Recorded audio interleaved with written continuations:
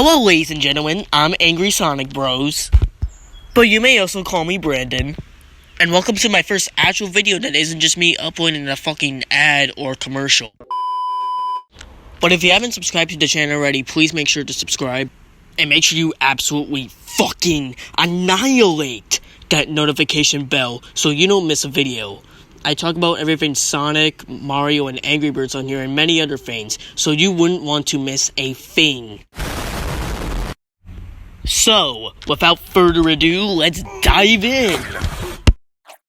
So, Sonic Frontiers, the next mainline Sonic game. The game we've all been waiting for ever since 2017, after Sonic Forces released, and to put it nicely, it sucked fucking ass! This is not okay. This needs to stop now. This is cancer. This is so much cancer that I can feel the tumors growing on my back. So ever since after Sonic Forces released, we all wondered, what's next? Will we go back to the boost formula, or will we try something new? Something that the Sonic series has never done before. Something that will revolutionize the Sonic series forever. Well, according to the leaks after the first Sonic Central teaser, we found out that the game was going to be open world. Which, not gonna lie here, that sounds like a really cool concept. I feel like utilizing Sonic's speed in a big open world could really work. And after over a year since the first Sonic Central teaser for this game was revealed, which good God knows a long ass time, thank you Jesus! We finally have gameplay! Thank you, God! Don't mention it, Peter. God, he knows what turns you on. Have fun. So my thoughts on the game so far is that it actually looks good? What? What the fuck? Okay. Hold on to your asses now, and let me explain. While I do think this game has a lot of flaws, which I'll get into later, this does look like it has the chance to be a really good Sonic game, if all the good things are executed right, unlike Sonic Forces. Got him! Got him! So the first positive thing I can say about this game is that the graphics for this game look absolutely beautiful. Like, I can seriously not get over how good the graphics look for this game. And Sonic Forces graphically didn't look bad or anything, but it didn't look next gen. Sonic Frontiers, on the other hand, looks like a AAA next gen game, and I'm really happy that it is, and that Sega put a bigger budget for this game. Because Sonic games for a long time now have been budget titles, like Sonic Forces and Team Sonic Racing. And the fans, myself included, wanted Sonic games to have bigger budgets again, and I'm glad Sega is doing that with Sonic Frontiers. The next positive thing I can say about this game is that I really like the art style that it's going for. It has a more realistic setting than most other Sonic games as of recent, and I really like that because it feels like they're going back to the art style of the adventure games, the storybook games, Sonic 06, Sonic Unleashed. It feels like they're paying tribute to the 2000s era of Sonic, and I really like that because I feel like we need some more representation of the 2000s era of Sonic, because while not perfect, it has a lot of really good things about it, and the art style of some of those games were one of them. And I've heard some people say that Sonic doesn't belong in a realistic setting because he's a cartoon hedgehog, which honestly is kind of bullshit because Sonic has been in realistic settings countless times before. Plus, many fans have been asking for it to come back, including myself. And I'm not saying all Sonic fans are like this, but it's kind of funny when fans ask for something, and when they get it, they fucking bitch about it. But I don't like pistachio. Then why did you ask for it? The next positive thing I can say about this game is that I really like how the story is sounding so far. The plot is basically Sonic, Tails, and Amy fly through a wormhole and Sonic is separated from his friends, and he ends up on the Starfall Islands. But then an AI named Sage helps Sonic collect the Chaos Emeralds and save his friends. Oh yeah, speaking of Sage, she's also rumored to be the villain of the game, because she keeps telling Sonic throughout the game to get off the island. Which obviously Sonic's not gonna do that because he wants to save his friends.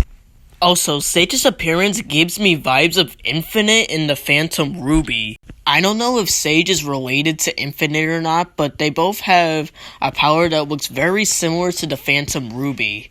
So that's interesting. It's also confirmed that Ian Flynn is writing the game's story, who has also worked on the IDW comics, which I haven't read them except for maybe one comic, but from what I've heard the comics are really good. And he's also written every character really well except for Shadow, but that's because of Sega's mandates, not because of him. And overall, he just really understands these characters.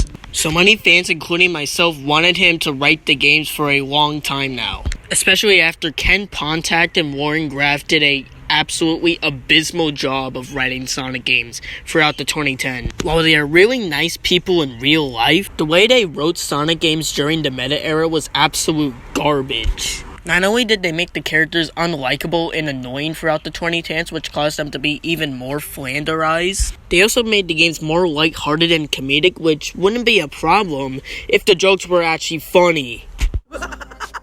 Baldy nose hair! That's the best thing I've heard all day! Nobody's laughing! So it's really nice to hear that we actually might have a chance of getting a good Sonic story again. And I really do think that Ian Flynn can deliver on it, given how well he is at writing Sonic stories, and also for his huge passion for the franchise. Another positive thing I can say about this game so far is that I really like how the combat is looking so far. It's fun, it's fast, it's challenging, it's engaging, and I really love the wide variety of moves you get with the combat. Like, we seriously have a whole ass skill tree in a Sonic game. I mean, that's huge, man. Also, I do like the enemy designs in this game. They're very unique in that there's something that we haven't seen in the Sonic series in a long time now. Like, this is like the first time in a Sonic game where we haven't have enemies as badniks since, like, Sonic Unleashed with the Gaia monsters. So I'm really glad that we got some new enemies for this game. Another thing I do like about this game is that I do like how Sonic controls and his movement. While I was originally not a fan of it in the original IGN gameplay, because in that gameplay shown by IGN, Sonic seemed very slow and boring to control. But when more gameplay was shown down the line, he seemed a lot more faster and more fun to control. And the controls seemed a lot smoother and tighter too. Like my ass! Oh, you nasty-ass bastard!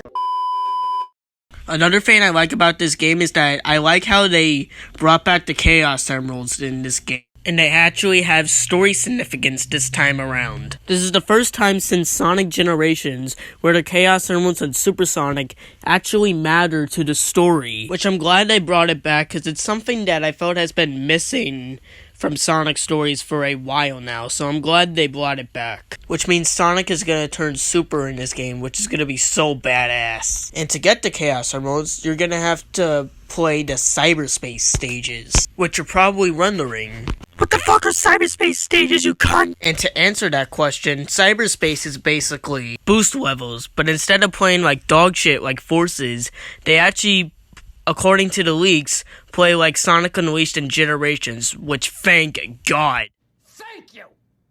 Which they do look pretty fun. My only problem with them though is that once again, they're reusing levels like Green Hill Zone, Chemical Plant Zone, and Sky Sanctuary. Except this time, I can kind of let it slide. What? What the fuck? So in the context of the game's story, these stages are supposed to refill Sonic's memories because apparently Sonic has amnesia in this game.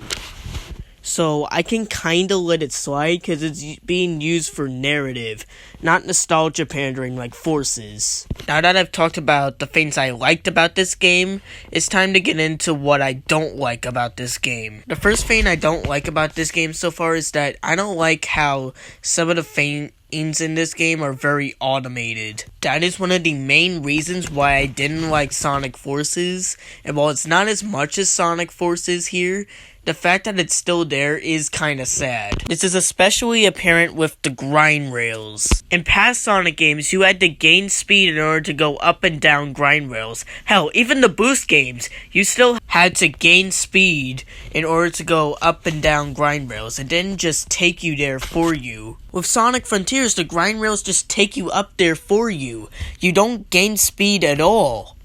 And it sucks because momentum is such a huge part of Sonic games. Now, I'm sure the game will still be fun, but at the same time, it could have really helped if it had some momentum or rolling physics, like Sonic Adventure 1. What I always liked about SA1 is that you can use the spin dash to skip parts of the level, get power-ups, or even spin dash up buildings. It was really cool and fun. There's these building-like structures in this game, and it would have been really cool if you could spin dash up them like in Sonic Adventure. The next thing I'm not a fan of in this game is the puzzles.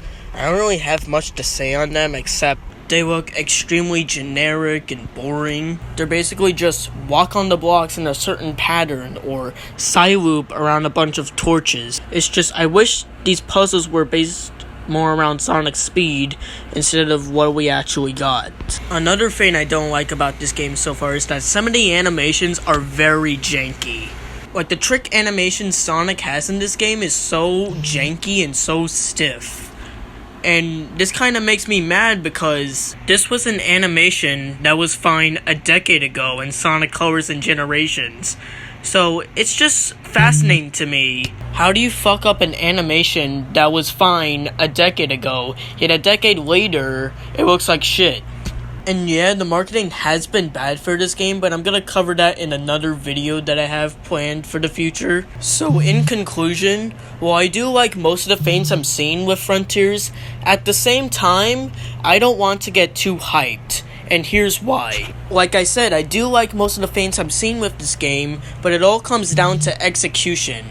And that's why Forces was the game it was. Upon release, Sonic Forces looked like it was going to be a really great game that could maybe be a return to form for the Sonic franchise. But what it ended up doing was being another big step back for the franchise. And it had all the right materials to be a great Sonic game too. It's just the way it executed all of those materials was so bad. And that's why Forces sucked. And with people being hyped about Forces upon release, when the game released, people were disappointed, and rightfully so, because Sonic Forces was a really bad game. I don't want that to happen with Sonic Frontiers. That's why I say in the title of my video that I'm going to be cautiously optimistic about this game. Well, I am still excited for it, and I really want this game to be good. At the same time, I still want to keep my expectations in check. That way, if the game is bad by any chance, I don't get disappointed. Like, the last good Sonic game by Sonic Team was Sonic Generations, and that was a decade ago. Which is honestly kind of ridiculous that we haven't got a good Sonic game by Sonic Team since then. So I hope that Sonic Frontiers will be a good game, because if it is, that will be such a huge win, man. Like, you will not be able to say shit to Sonic fans, man. Like, let me tell you, I've heard the IDW comics have been good, the Sonic movies have been great. Hopefully Sonic Prime is gonna be good. It looks like it's gonna be good. Sonic Origins was good, which, yeah, I know that game has a lot of issues. I had a lot of issues with Sonic Origins, but me personally, I still like the game, so I still consider it a win. Like, bro, if Sonic Frontiers ends up being a good game, man, that will be such a great feeling. But only time will tell. But now I want to hear from you. What do you guys think of this game? Does it look good, bad, mediocre? Let me know in the comments below. I'd love to hear all your thoughts on this game. But yeah, make sure you like, comment, subscribe, and absolutely hit that bell. Make sure you follow me on Twitter. The link will be in the description. But yeah, that's what I have to say right now for this video. So see you guys in the next video. And always remember, keep on burning way past cool.